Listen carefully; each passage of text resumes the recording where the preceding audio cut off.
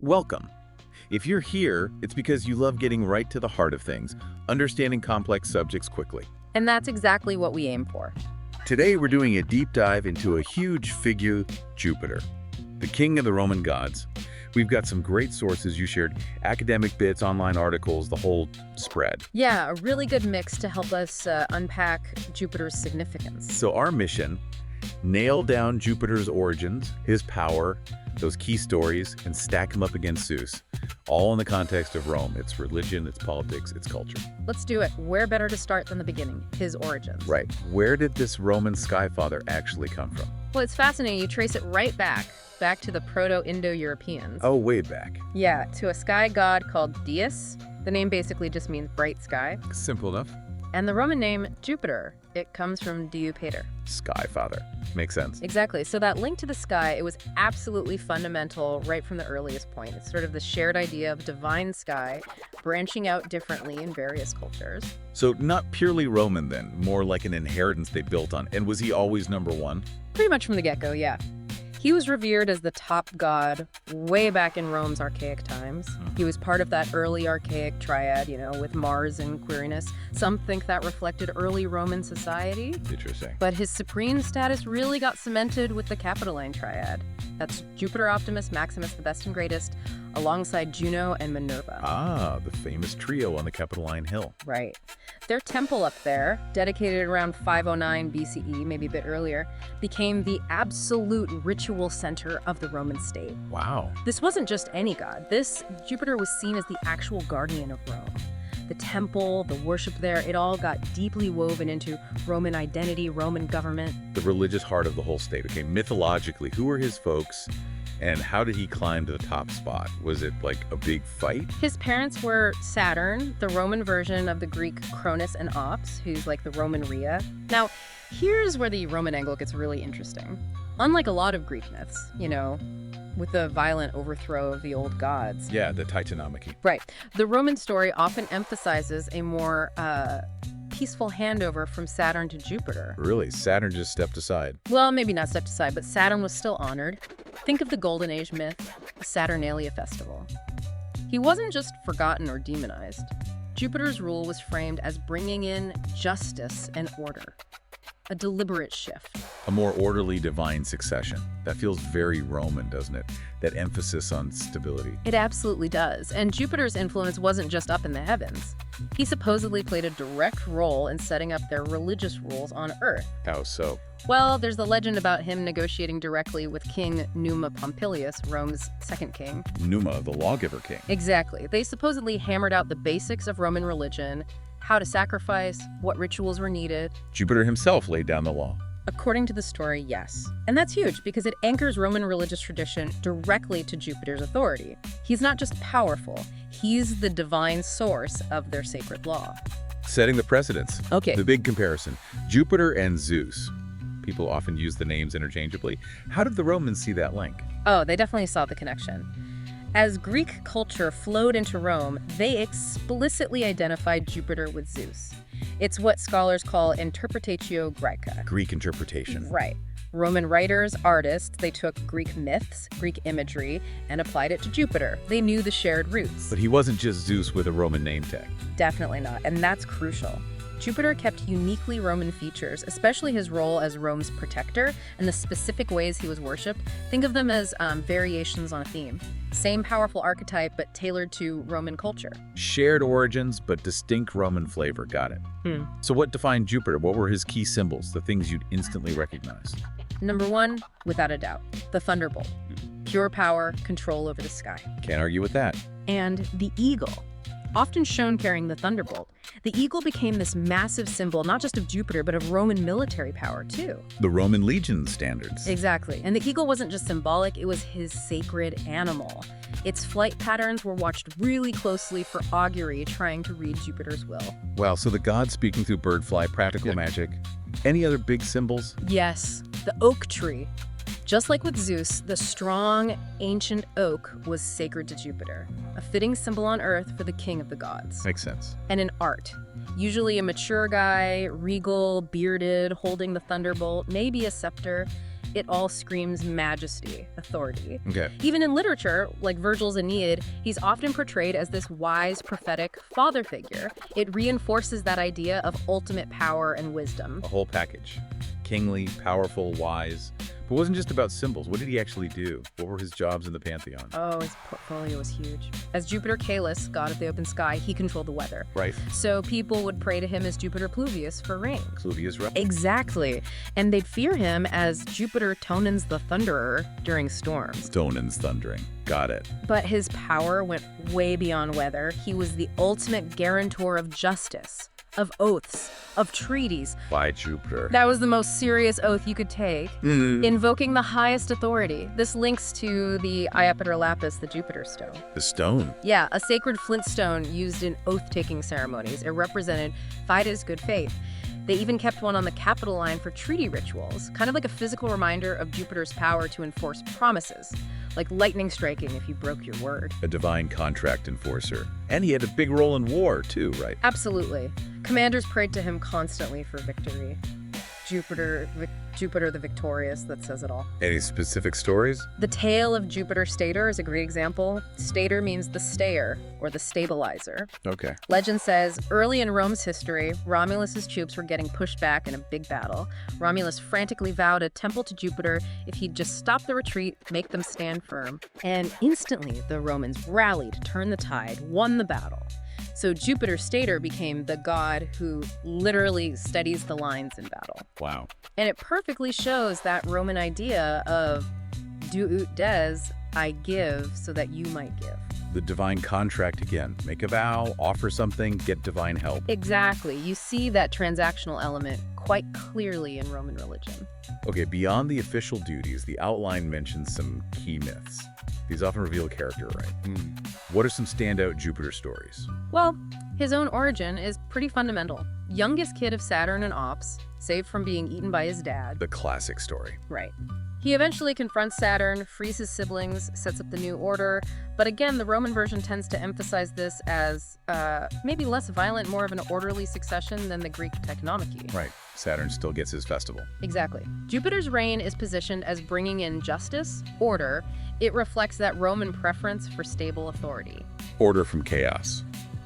Okay, what about his dealings with humans? That Jupiter and Numa Pompilius story sounded really important for their religious practices. Oh, it's foundational. So, King Numa is worried about some bad omens. He performs a special ritual on the Aventine Hill to get Jupiter's attention. And does he? He does. Jupiter appears in his aspect as Iuppiter Elicius, the one who can be drawn down. Okay. Initially, Jupiter demands human sacrifices, which is, pretty intense. Yeah. But Numa, being wise and pious, cleverly negotiates. He bargains Jupiter down to symbolic offerings instead. An onion head, some human hair, a small fish. He haggled with the king of the gods. Sort of, yeah. And Jupiter, pleased by Numa's smarts and respect, agrees.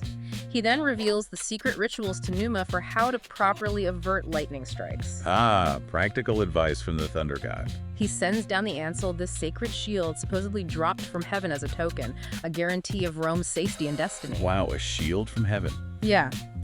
This myth is huge because it shows Jupiter directly sanctioning Roman religious law and promising protection. That shield, guarded by special priests called the Salai, became a super important symbol of Rome's divine favor. Amazing story. But gods and mortals didn't always get along. What about Tullus Hostilius? Sounds ominous. It is a cautionary tale. King Tullus Hostilius was a warrior king, very successful militarily, but apparently he kind of neglected the religious side of things. Didn't pay his dues to the gods. Pretty much. So when bad omens started piling up, he panicked and tried to perform that same ritual Numa used to summon Jupiter Elicius. Uh-oh. Yeah, but he messed it up, used the wrong procedure, maybe from a flawed copy of Numa's notes, and Jupiter wasn't pleased. What happened? Zap.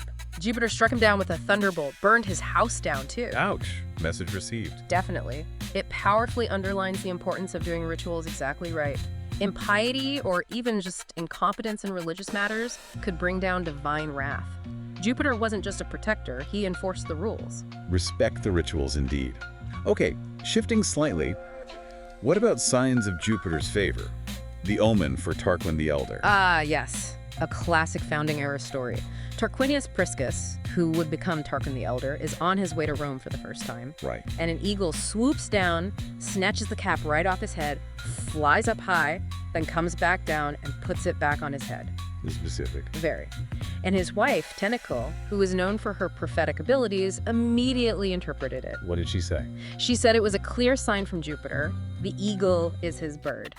This meant Tarquin was destined for kingship. And was he? He was. He became Rome's 5th king, and significantly, he was a major promoter of Jupiter's cult, starting the work on that huge temple of Jupiter Optimus Maximus on the Capitoline. So the eagle omen linked him directly to Jupiter's favor and royal legitimacy. Exactly. Jupiter as the giver of kingship. We also touched on Jupiter Stator and Romulus earlier. How does that story further show their relationship? Right, the battle against the Sabines. Romulus makes that desperate vow. Jupiter, stop them, make them stand, and I'll build you a temple right here. Jupiter Spader, the stayer. Precisely. The Romans rally, they win. And Romulus makes good on his promise, builds the temple. It reinforces Jupiter's role in battle, but also, again, that duodis idea. The contract. The contract, you ask for help, you promise something in return, you follow through.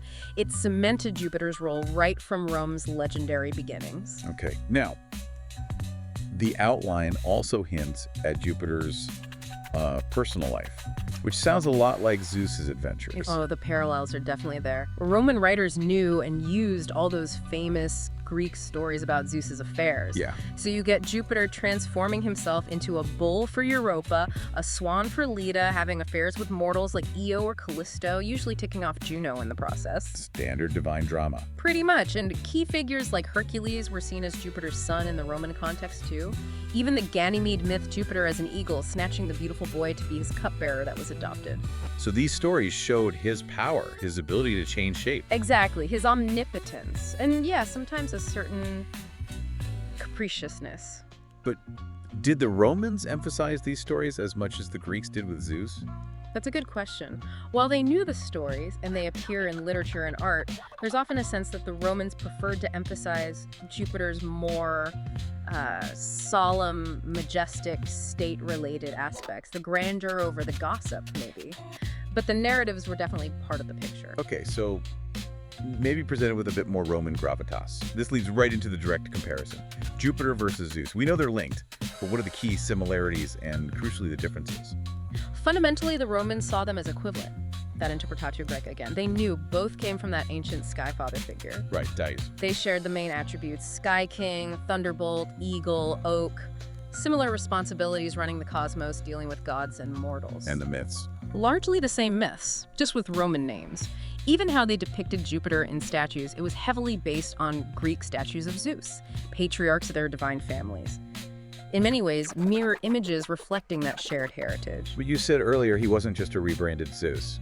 So what were the differences? In character, maybe? Exactly. Character is a big one. Zeus, in Greek myth, has this huge reputation for, well, affairs. Lots of them. And he can seem quite impulsive, even unpredictable. Right. Roman Jupiter, while those stories existed, was generally portrayed with more dignity, more reserve. Officially, he is monogamous with Juno. He feels more like a stately emperor figure in Roman texts like the Aeneid. Less personally intervening. Often, yes. He seems to work more through fate, prophecy, the grand sweep of history, rather than constantly meddling directly in mortal squabbles like Zeus sometimes does. It probably reflects cultural differences, Greek love of dramatic storytelling versus Roman emphasis on gravitas, authority. Zeus, the passionate patriarch. Jupiter, the august overseer.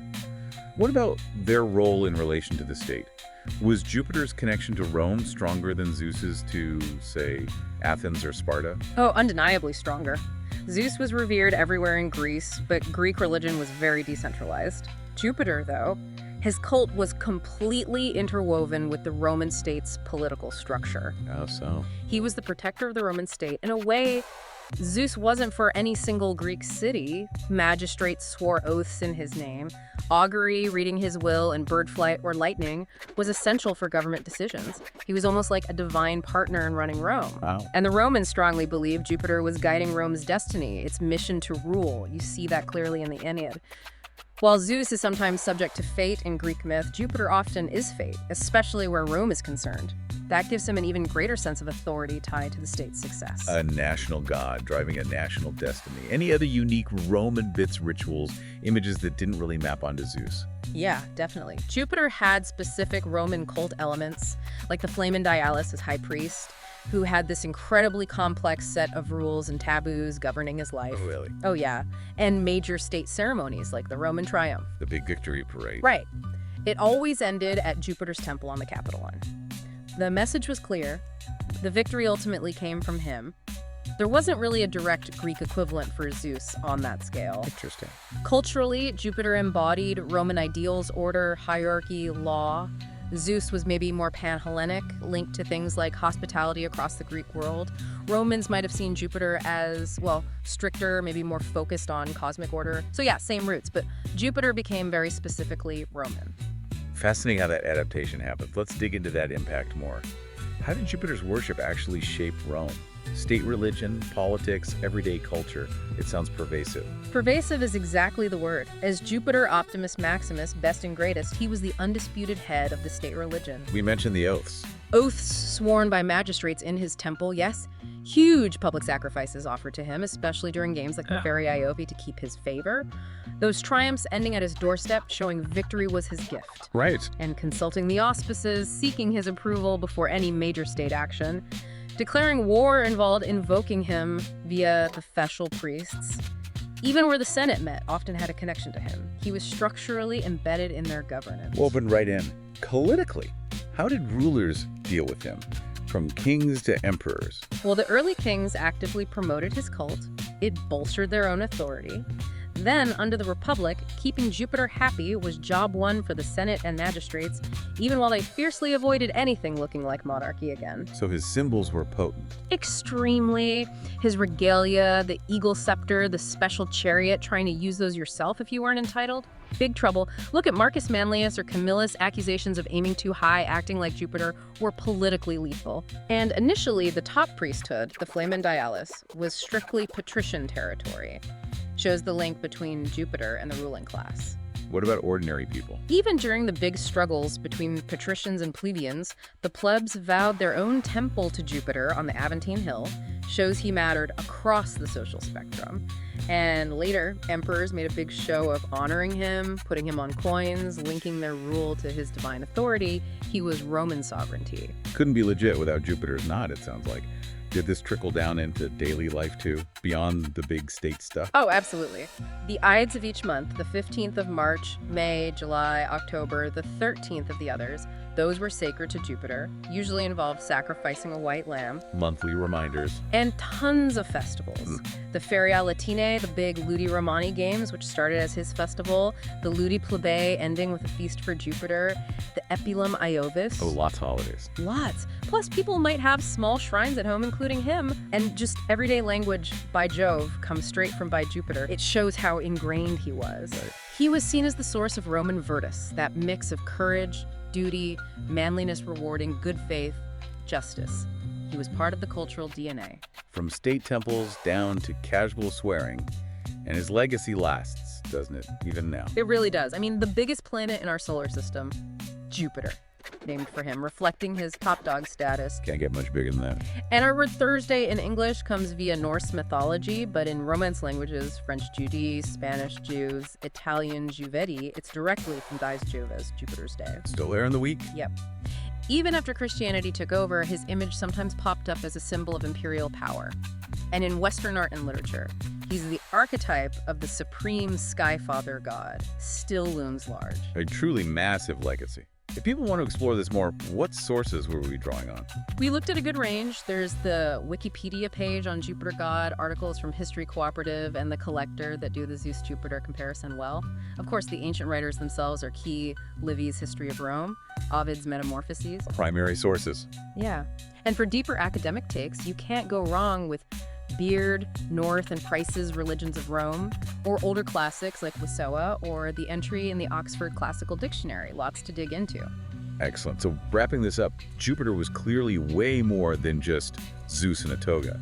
He was central to Roman identity, sky god, lawgiver, protector, symbol of power, and Roman values. Absolutely. Similar to Zeus in many ways, yes, sharing those ancient roots, but also uniquely Roman, deeply tied to the state and its sense of destiny. His story really shows how religion, politics, culture can all get fused together in a civilization. It's a powerful example of that dynamic. Definitely gives you pause next time you look up at the night sky or even just glance at a calendar. So here's something to think about. How does this Roman idea of a top god, so involved in the state, yet still having these very human-like myths and flaws, compare to how we think about leadership and authority today? That's a meaty question. What can we learn, if anything, from the way the Romans wove their gods so tightly into their public and private lives? Something for you to chew on. We really encourage you to check out the sources mentioned and keep digging into Jupiter. Thanks for joining us for this deep dive.